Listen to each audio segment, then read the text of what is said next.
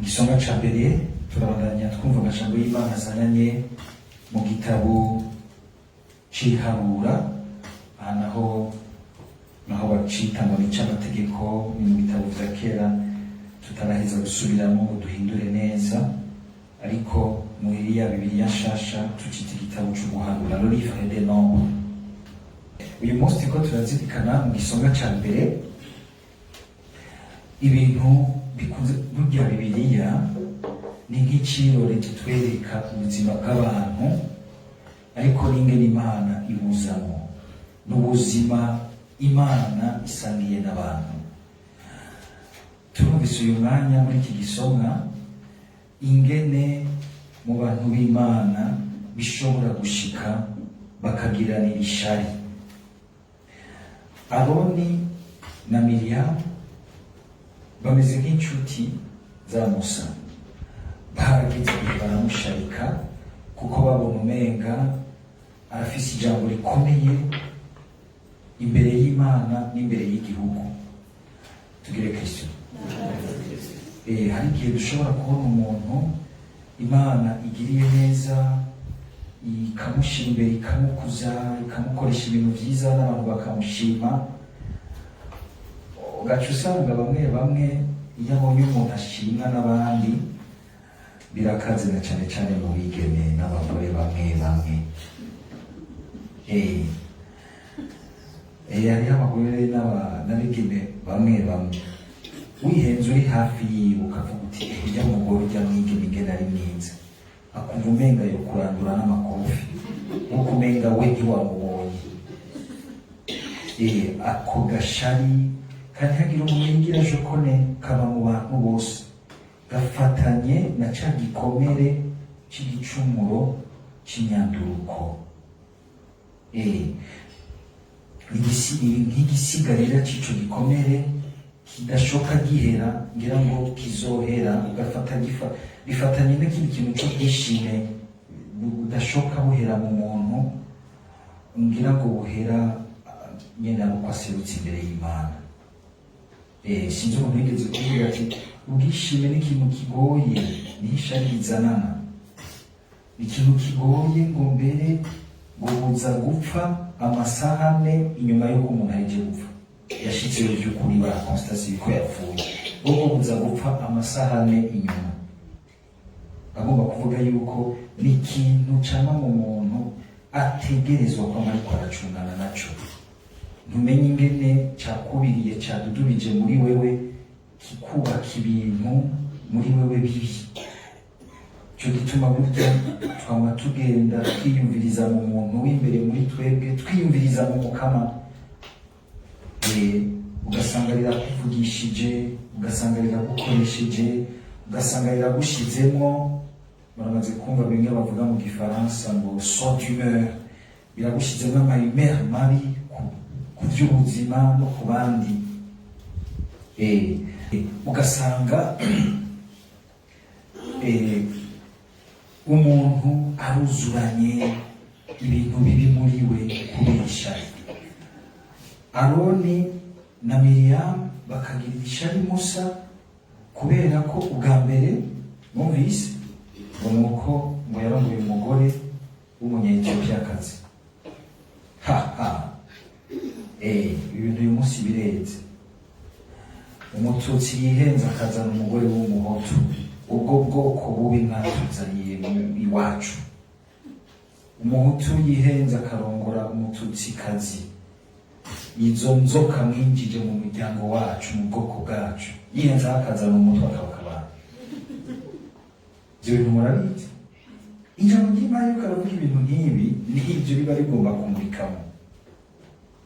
Kandi umuntu nk'uyu usanze ari mu isengero canke ateye uwanje kumenga gushize mu ijuru rya kane, mugabo iyo hageze buriya amahorasyo y'ubuzima bwa misi yose, hajya niho tubonera umuntu ari mu gipimo c'Imana.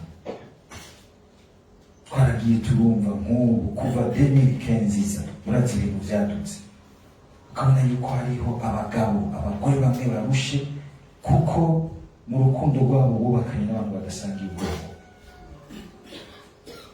canke wazanye umuntu mudasangiye urukoba. Musa bakamutwenga. Musa Imana yararitse ngo azane uwo munya-Etiyopiya kugira ngo imwereke ibirabura hakiri kare. Murabona Musa niwe Imana yaciyeko kugira ngo ishinge ireme igihugu cayo kiyitirirwa ca mbere.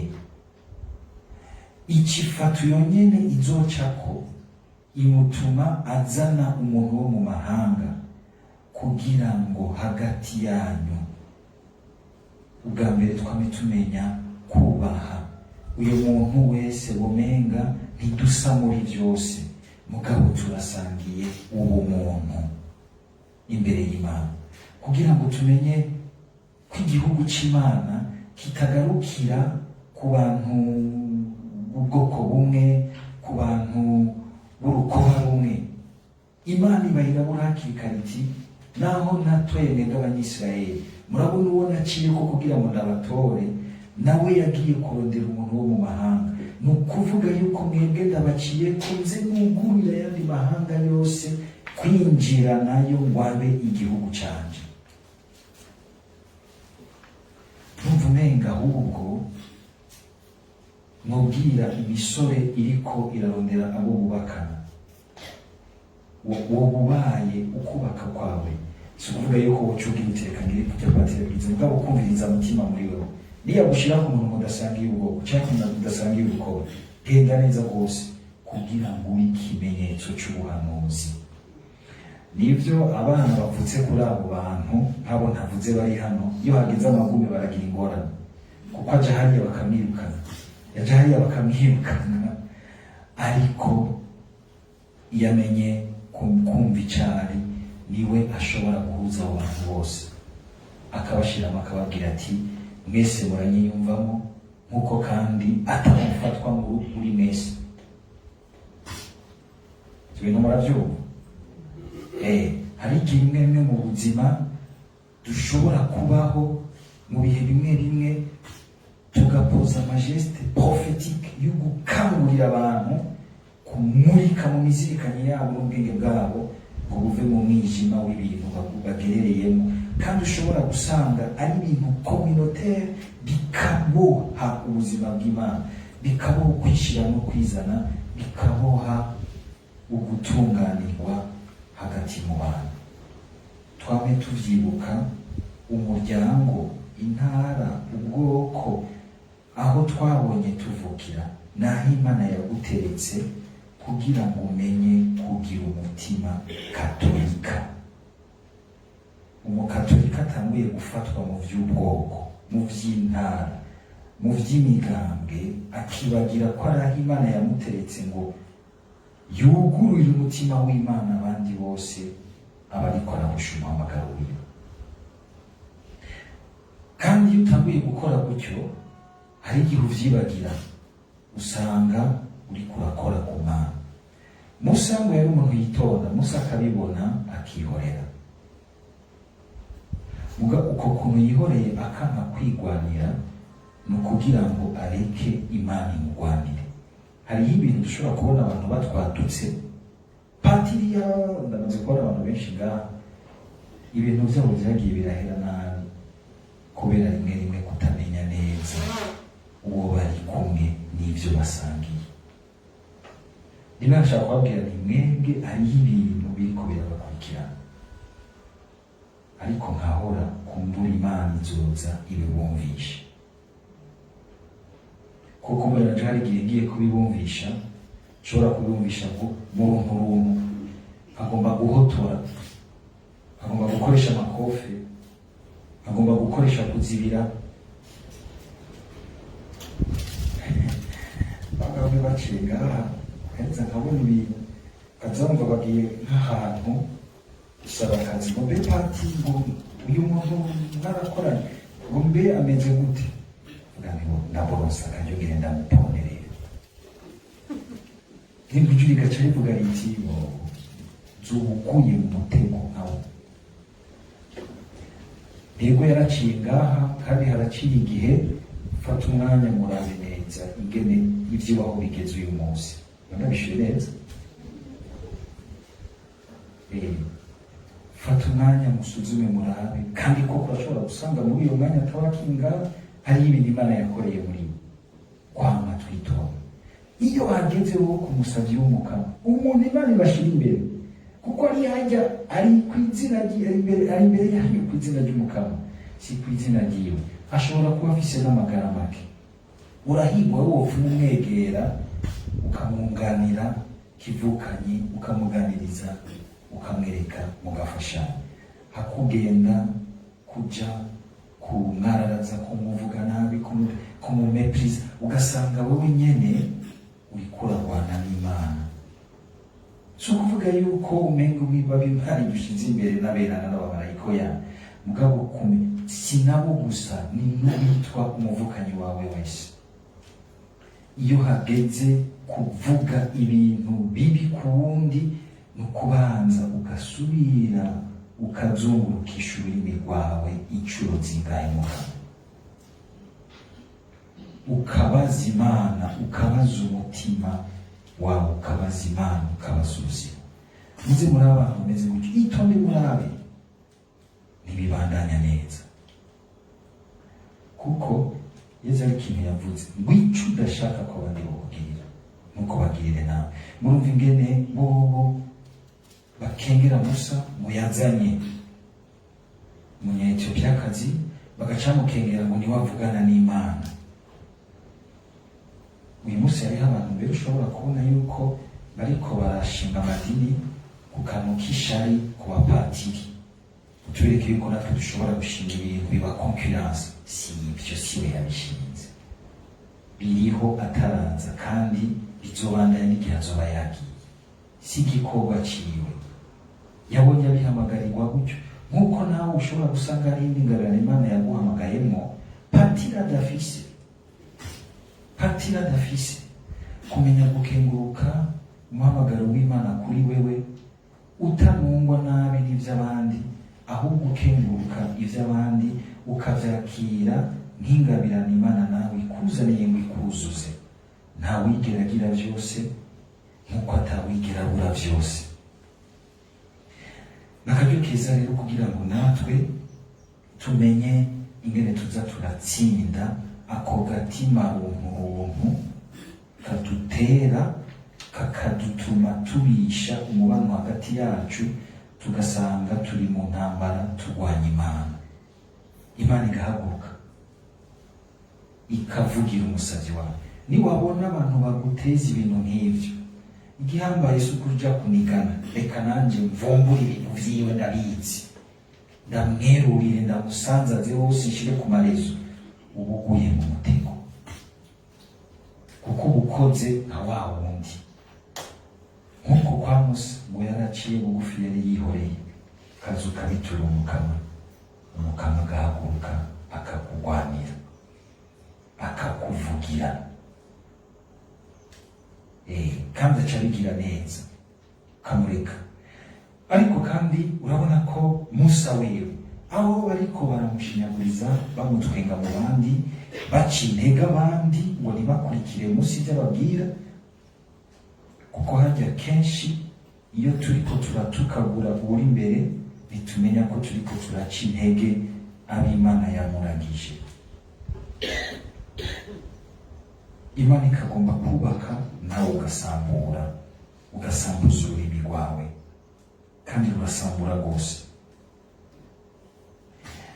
Musa wewe akagira imbabazi, akagenda baje kumusaba imbabazi, akagira imbabazi, akagenda kubasabira ikigongwe, akabwira umukama ati baharire, kandi Imana yarabagiriye ikigongwe, irabakura kuri iyo mibembe.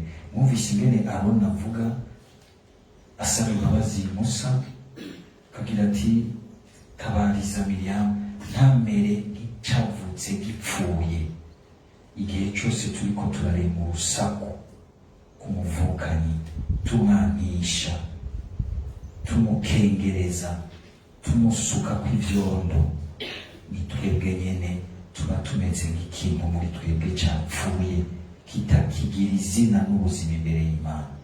Kandi bizogusaba yuko kugira ngo uvyishure neza, ugenda kuri uriya muntu akuye kwiceye ukamubwira uti urambabarira, agaseruka imbere y'Imana akagusabira ibyago bikwegana n'ico caha bikakuvako.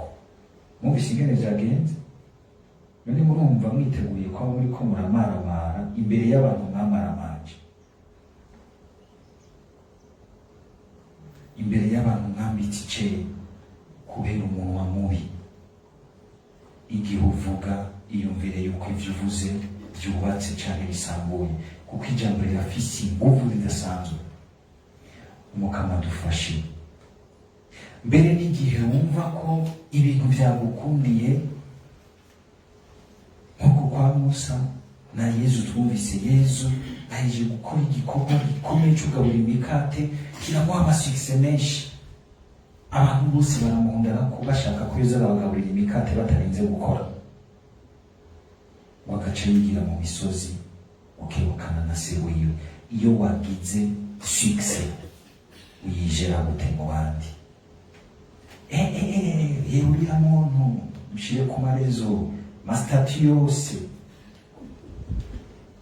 namwangira ubwoba. Iyo ntamwe abantu babona iyo utanguye kuntera amashuri nkaca nihorera kumaze aha rero ibintu biratanguye.